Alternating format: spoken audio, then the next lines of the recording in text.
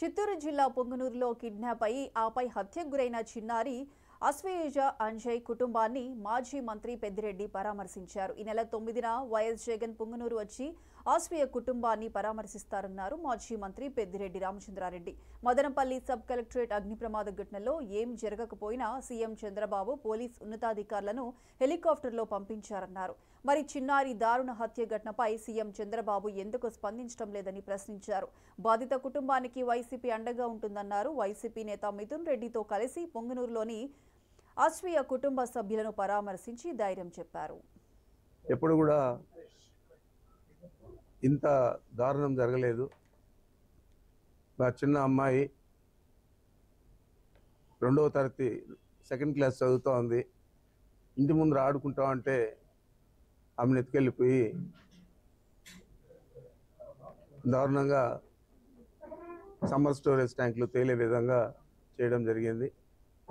మరి వాళ్ళ తండ్రి అజమతుల్లా గారు దీని మీద చాలా బాధపడుతూ ఉన్నారు. వైఎస్ఆర్ కాంగ్రెస్ పార్టీ ఖచ్చితంగా ఇలాంటి సందర్భాల్లో ఆ కుటుంబానికి అండగా ఉండేదే కాకుండా ఈ రాష్ట్ర ప్రజలకు కూడా మేమున్నాము అని చెప్పి జగన్మోహన్ రెడ్డి గారు 9వ తేదీ పొంగనూరు పట్టణానికి రావడం జరుగుతూ ఉంది. మరి పోలీసులు ఎప్పుడు లేని విధంగా జరిగిన ఇంత అన్యాయం జరిగితే వాళ్ళ కుటుంబానికి దాని మీద చర్యలు తీసుకోకుండా కాలయాపన చేస్తూ ఉన్నారు. సీసీ ఫుటేజీలు కూడా లేవంటూ ఉన్నారు వాళ్ళ తండ్రి గారు.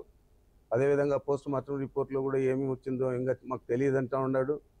మరి ఇంత దారుణం జరిగిన తర్వాత పోలీసులు నిస్సహాయంగా ఎందుకు ఉండారనేది ప్రశ్నార్థకం.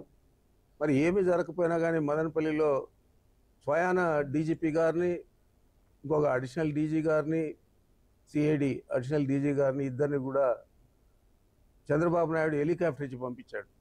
మరి ఇట్లాంటి విషయాలకు చొరవ తీసుకొని ప్రభుత్వంలో ఉన్న మంత్రులు కానీ ముఖ్యమంత్రి కానీ పనిచేయాలా లేదా అని నేను ప్రశ్నిస్తూ ఉన్నాను.